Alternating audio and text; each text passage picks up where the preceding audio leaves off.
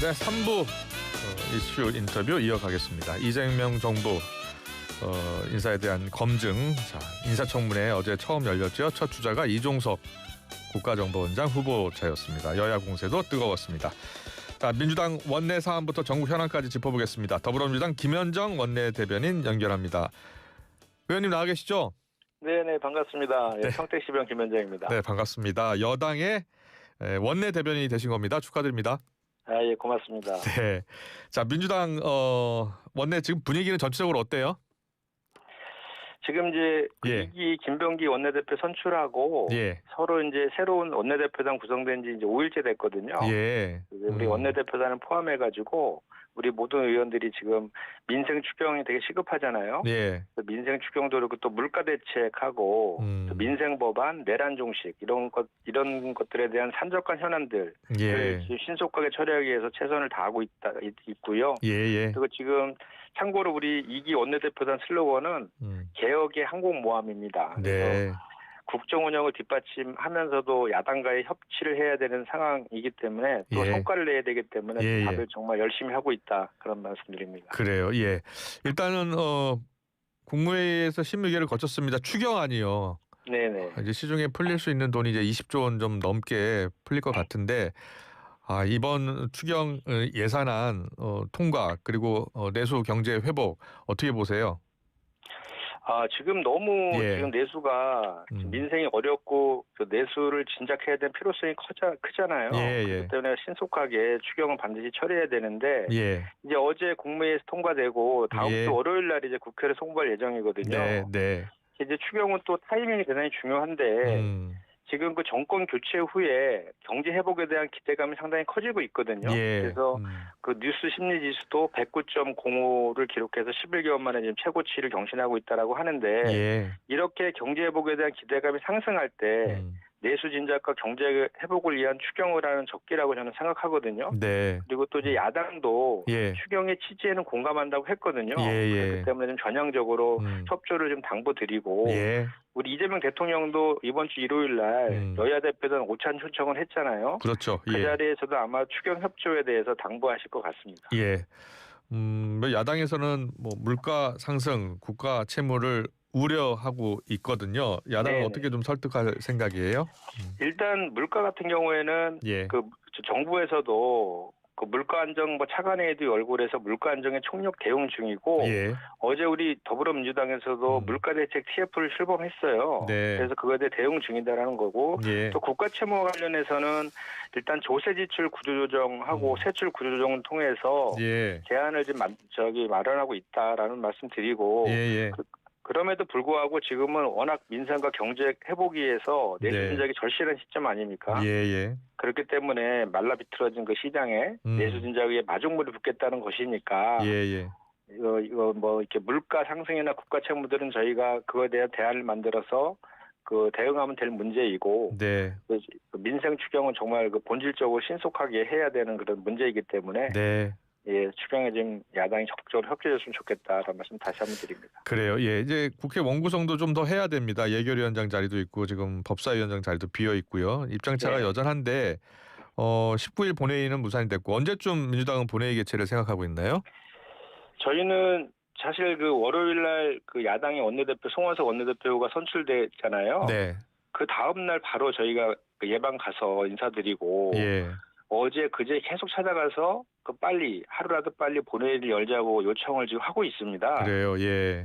예, 그리고 좀 전에 말씀하셨지만 이제 어제 목요일 날 원래 의장한테 저희가 이제 본회의 개최를 요청했었는데 네. 그것도 야당 의견을 존중해서 지금 열지 않고 있는 그런 상황입니다. 그런데 그래요. 이제 예. 6월에 죄송합니다. 네. 6월에 임시회의가 네. 7월 4일까지거든요. 아.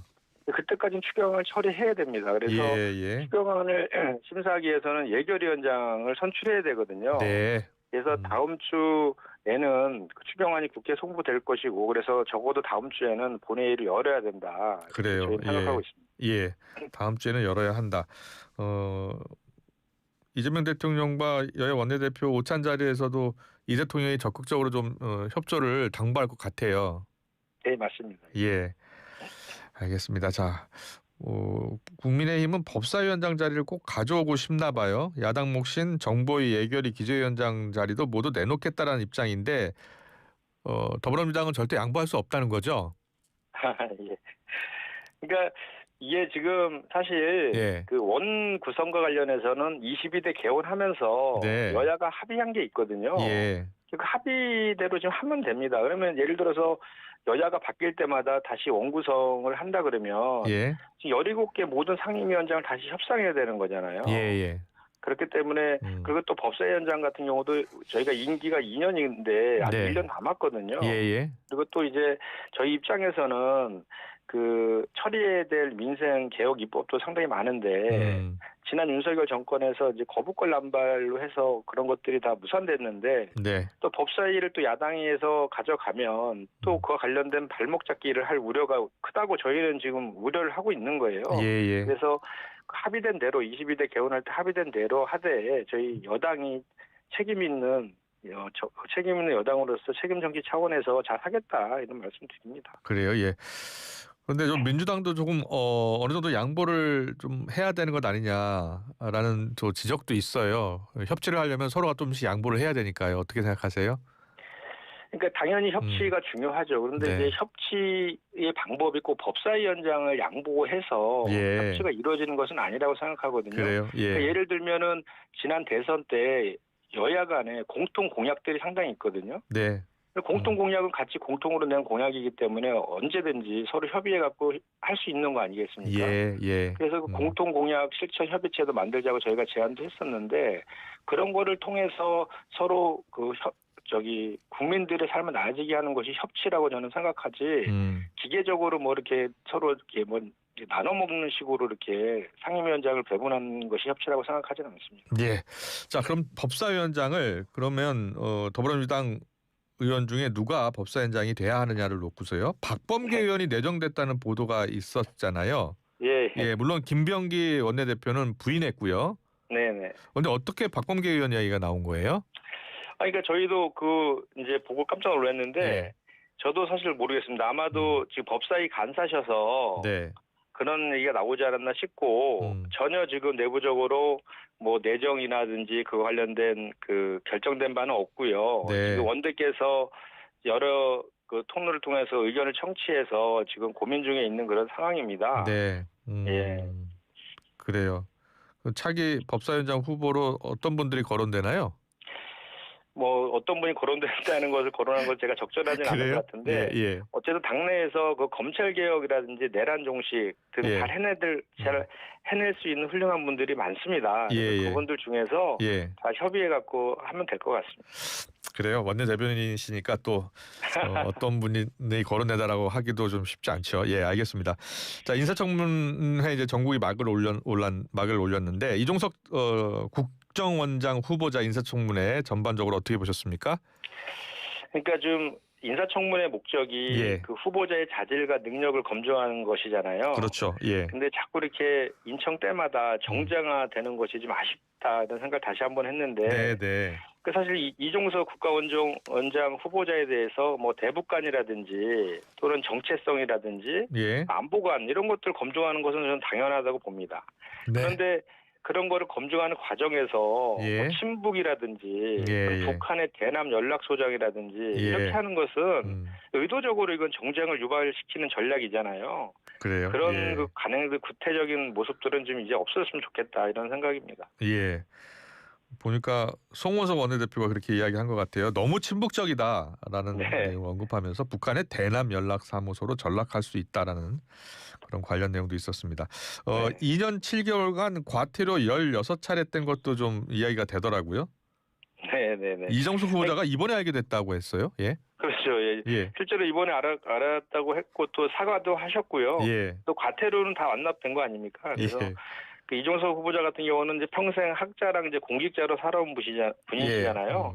또 이렇게 과태료 가지고 그 문제 제기하는 거 봐서는 다른 거에 대한 도덕성에 대한 결함은 없다는 거로 없다는 또 반증이기도 해서 그래요. 이게 청렴하게 살아오신 후보이구나 이런 게 또 확인된 측면도 있는 것 같아요. 예. 과태료 위반 16차례 속도 위반도 포함된 것 같아요.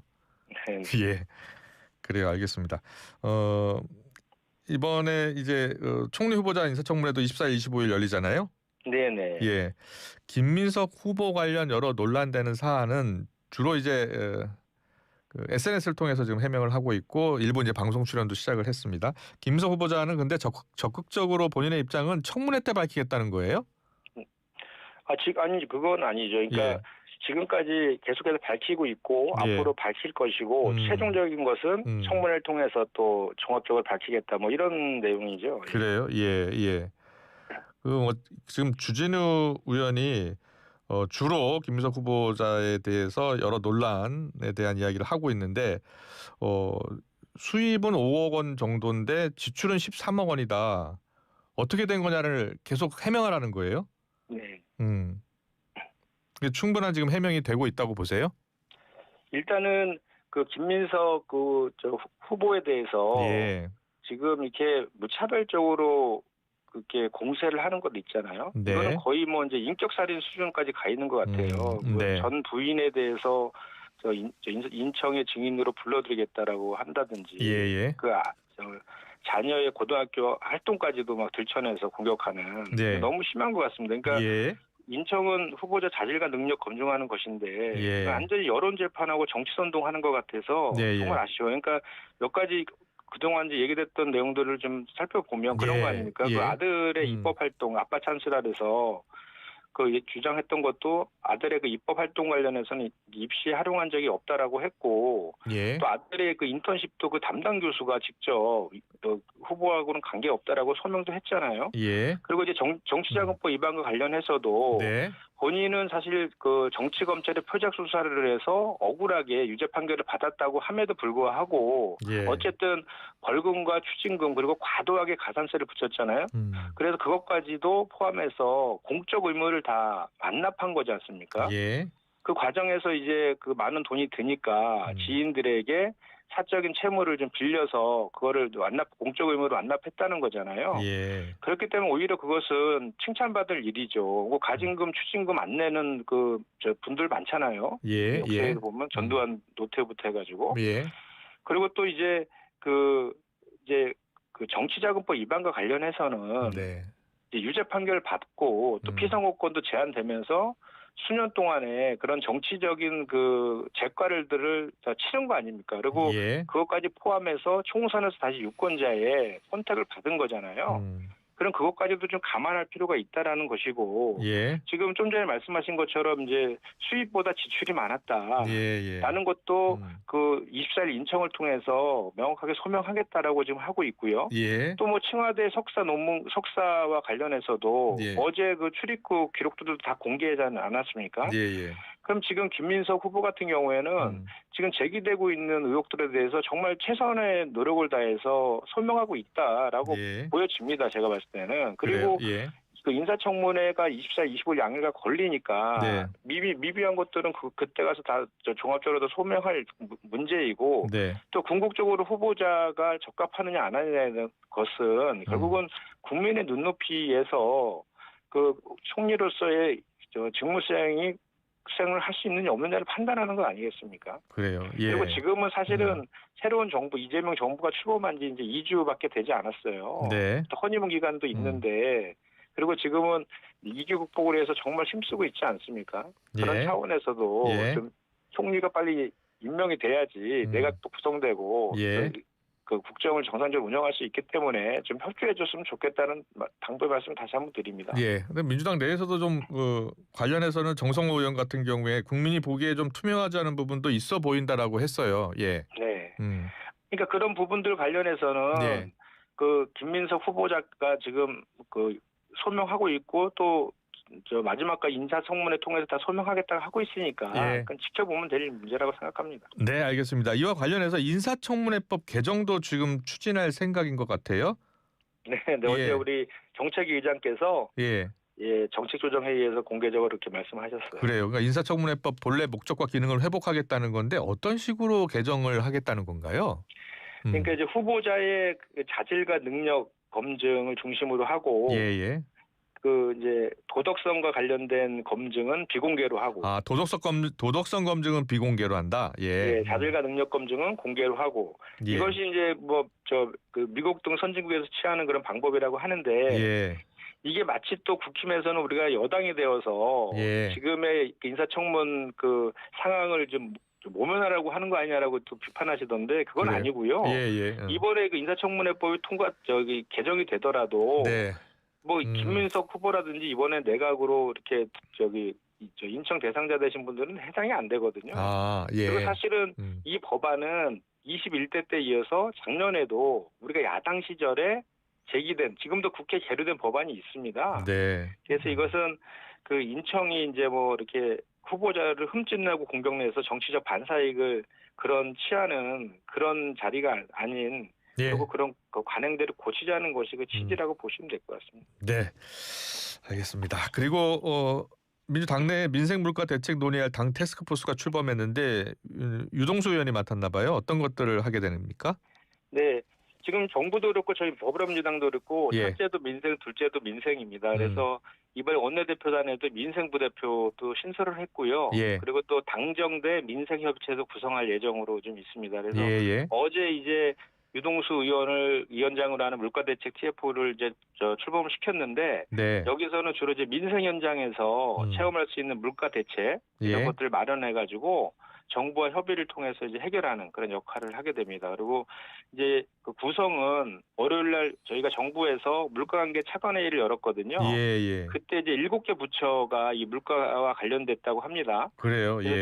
그래서 정부 우리 국회에서도 이 7개 부처에 상응하는 상임위가 있거든요. 그 상임위 의원들 중심으로 지금 구성 중에 있습니다. 그래요. 예. 자, 원내에 계시니까요. 국민의힘에서 지금 김용태 비대위원장, 송호선 원내대표가 각종 현안을 두고 지금 좀 이견이 있는 것 같아요. 예. 네네. 근데 김용태 비대위원장이나 송호선 원내대표는 이재명 대통령 여야 원내대표 초청 때 같이 만나는 거 아니에요? 네, 맞습니다. 네, 물론 협치할 대상이긴 합니다만 지금 국민의힘 상황을 어떻게 보고 계세요? 그러니까 저희 여당 입장에서 보면. 네. 야당이 내부적으로 좀 이렇게 다툼이 있지 않고 네. 좀 원만하게 이렇게 통합되고 또 쇄신되고 이런 상황이 되면은 여야 간에 협치하기도 훨씬 더 환경이 좋을 텐데 네. 그런 상황이 아니어서 좀 아쉬운 측면이 있는데요. 예. 지금 김용태 비대위원장하고 송호선 원대가 네. 하는 얘기는 목표는 똑같은 것 같아요. 다 쇄신하고 개혁하자라고 네. 하는데 방식 갖고 지금 싸우고 있는 거 아닙니까? 그래요. 예. 네, 그래서 결국은 제3자 입장에서 보면 당내에서 이렇게 당권 투쟁하는 것으로 비춰지거든요. 결국은 예상해 보면 송원석 원대가 이제 혁신위를 띄우겠다고 했는데 사실 혁신위는 비대위원장 권한이거든요. 그렇기 때문에 결국은 혁신위가 김용태 비대위원장이 이번 달 말까지가 임기잖아요. 네. 그러니까 이제 임기 후에 혁신위 띄워서 조기 전대를 조속히 치르겠다라는 것이 이제 송원석 원내대표의 입장이니까 결국은 김용태 비대위원장하고는 같이 갈 수 없다 이런 또 얘기 같아요. 그래요. 예. 그래서 이제 그래서 좀 여당 입장에서 봤을 때는 우리 국민의힘이 혁신과 쇄신 통해서 탄핵강 넘고 내란 종식 국민통합 가능하고 새로운 대한민국 만들 수 있는 파트너로서 이렇게 정상적으로 회복하기를 고대합니다. 네, 알겠습니다. 여기까지 듣겠습니다. 이슈 인터뷰 더불어민주당 원내대변인 김현정 의원과 함께했습니다. 잘 들었습니다. 고맙습니다. 네, 고맙습니다. 네, 자 그리고 지금 장맛비 수도권 비 피해 상황 속보들이 계속 들어오고 있습니다. 조금 전 8시 3분 행정안전부에서 요청한 호우 대비 국민행동 요령 안내입니다. 제 지역은 전국이고요. 내일까지 전국 대부분의 지역에 많은 양의 비가 내리고 일부 지역에 강풍도 예상이 되고 있어서 유의해야 합니다. 하천 계곡 등 범람이나 급류 휩쓸림 사고의 위험이 있는 지역은 접근하지 마시고요. 반지하주택, 지하주차장 같은 지하 공간 바닥에 물이 차오르면 즉시 지상으로 대피하셔야 합니다. 차량 운행 시에 침수되거나 통제된 지하차도는 진입하지 말고 우회하시고요. 자, 이상 행정안전부에서 알려드렸습니다. 합성목재 예스팀바, 산책로, 야외데크, 울타리, 사이딩, 전원주택 인테리어까지 다양한 형태로 활용이 가능한 친환경 합성목재 예스팀바. 우수한 품질의 정부 조달 우수 제품. 나무 느낌 그대로. 합성목재 예스팀바. 경동산업 주식회사. 고철거래 새로운 패러다임 고래장터 착 찍어서 쓱 올리면 실시간 경매로 가격이 쑥쑥 고철거래 플랫폼 고래장터. 코리아 트렌치. 코리아 트렌치